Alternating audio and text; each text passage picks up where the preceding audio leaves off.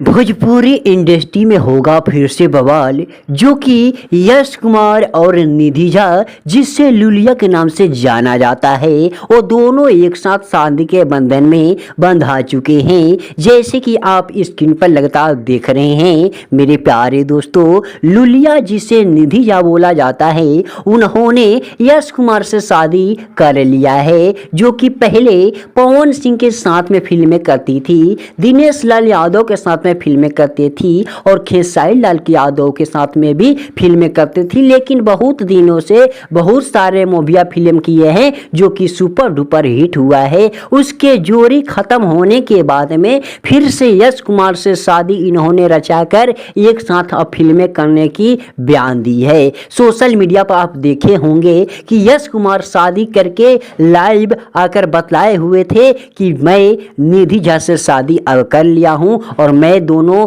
पति पत्नी का संबंध बना लिया हूं। तो मेरे प्यारे दोस्तों, आप किसका फैन है हमें जरूर कमेंट के बतलाइएगा, और यश कुमार के जितने भी फैन हैं इस वीडियो को शेयर कर दीजिएगा और कमेंट में जरूर बतलाइएगा कि यश कुमार का राय क्या है कि हम और निधि झा एक साथ अनेक फिल्में करेंगे। आप सबका क्या राय है हमें कमेंट करके जरूर बतलाइएगा।